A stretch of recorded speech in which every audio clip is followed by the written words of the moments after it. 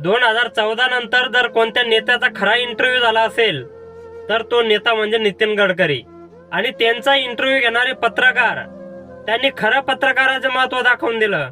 अशा पत्रकाराचं नाव आहे मेघा प्रसाद. त्या महिला पत्रकाराने केंद्रीय मंत्री नितीन गडकरी यांची बोलती बंद केली. नितीन गडकरीला म्हणावं लागलं की मी तुमच्यावर केस दाखल करू शकतो.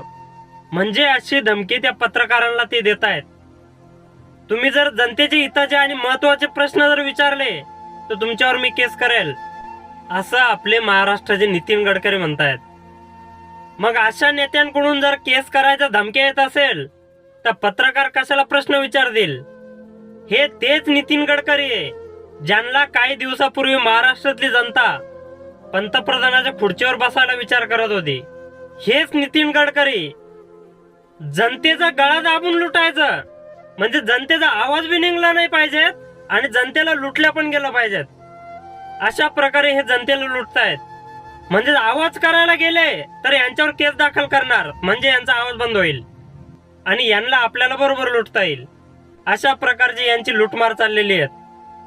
हे तेच नितीन गडकरी आहे ज्यांना अख्खा महाराष्ट्र म्हणायचा हा नेता भ्रष्टाचारी मुक्त नेता आहेत. यानं कधी भ्रष्टाचारी केले नाही आणि रोड डेव्हलपमेंट मध्ये हा नेता एक नंबर आहेत अशी ही महाराष्ट्रातली जनता म्हणायची. पण त्याच नितीन गडकरीला आज शिव्या पडतायत. नुसतं पेट्रोलचं जरी नाव घेतलं तर नितीन गडकरीला 4 शिव्या पडतायत. असे आपले महाराष्ट्राचे नागपूरचे केंद्रीय मंत्री नितीन गडकरी यांना जनतेच्या अशा प्रकारचा आता आशीर्वाद मिळतोय. बंद करो ये भ्रष्टाचार, बंद करो.